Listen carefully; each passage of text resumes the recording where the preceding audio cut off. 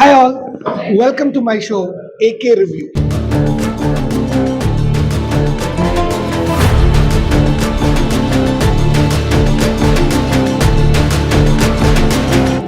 Much before Uni Vlogs, Ashwin KOK and Blue Satai. ആക്രി review അല്ല കേട്ടോ, ആക്രി പൊട്ടപ്പടങ്ങൾക്ക് മാത്രമാണ്.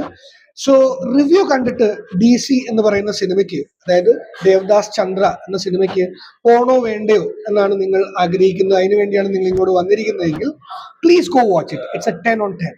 ரொம்ப கோவம் வருமோ? അരുൺ മാത്തീശ്വരൻ എന്ന് പറയുന്ന ഷാനി കായിദവും ക്യാപ്റ്റൻ മില്ലറും ഒക്കെ ചെയ്ത സംവിധായകൻ ദ ലോകേഷ് കനകരാജുമായി ഒന്നിക്കുമ്പോൾ ശരിക്കും ഭയങ്കര ഹൈപ്പ് ഉണ്ടാവേണ്ടതാണ്.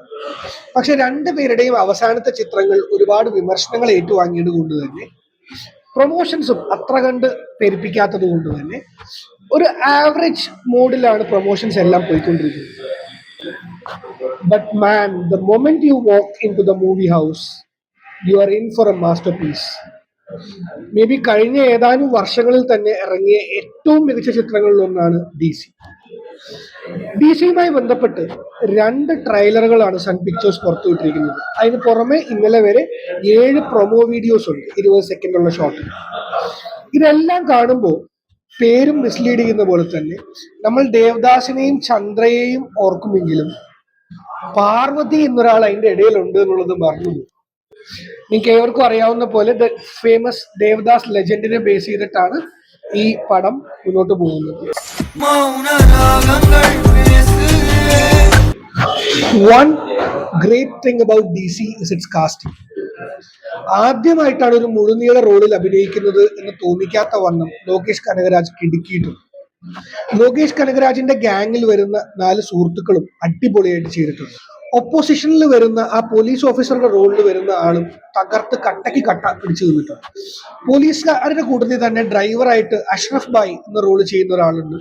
വളരെ ഇമോഷണൽ ആയിട്ട് അദ്ദേഹം ആ ക്യാരക്ടർ കൈകാര്യം ചെയ്തിട്ടുണ്ട്. എടുത്തു പറയേണ്ടത് വാമിക ഗബ്ബിയെ കുറിച്ചാണ്. ചില സ്പോയിലേഴ്സ് അല്ലെങ്കിൽ സർപ്രൈസുകൾ വാമിക ഗബ്ബിയുമായിട്ടുണ്ട്. അത് ഞാനിവിടെ പറയാൻ ഉദ്ദേശിക്കുന്നില്ല, സിനിമ കാണുമ്പോൾ നിങ്ങൾക്ക് മനസ്സിലാവും. പക്ഷെ the way Vamika Gubbi has portrayed Chandra, അല്ലെങ്കിൽ that entire movie is absolutely fab, especially when she plays the role of a sex worker. അത് വളരെ ആ ഒരു വേരിയേഷൻ, ആ ഒരു ആൾക്കാർ വന്ന് പോയി യൂസ് ചെയ്ത് അവരുടെ തലയിൽ ചൂടിയിരിക്കുന്ന ആ പ്ലാസ്റ്റിക് പൂ പോലെ തന്നെ വാടാതെ ഇതിനെ മറികടന്നു പോകുന്ന ഒരു ക്യാരക്ടർ അടിപൊളിയായിട്ട് വാമിക ഗബ്ബി ചെയ്തിട്ടുണ്ട്. But just like her previous movies, especially the one by Gautam Vasudev Menon starring Silambaration, one problem I found with Vamika Gabbi movies is the dubbing. I think someone better should dub for her because എവിടേക്കോ lip സിങ്കിന്റെ issues വരുന്നുണ്ട്. But as a whole, the movie is fab. As Devdas, as a gangster or as a negative shade or villainous rowdy sort of character, completely അതിനെ ന്യായീകരിച്ചുകൊണ്ട് ഒരു education perspective മുന്നോട്ട് വെച്ചുകൊണ്ട് ഇവർ ചെയ്യുന്നതിന് നമുക്ക് കൈയടിപ്പിക്കാൻ തോന്നുന്ന രീതിയിൽ അടിപൊളിയായിട്ട് ആ പടം ചെയ്തു വെച്ചിട്ടുണ്ട്. So one final line before I close. കഞ്ഞി പ്രതീക്ഷിച്ചു പോയവർക്ക് ആദ്യ സിനിമ മുതൽ ചിക്കൻ ബിരിയാണിയുടെ വിരുന്നൂട്ടിയ ആളാണ് ലോകേഷ് കനകരാജ്.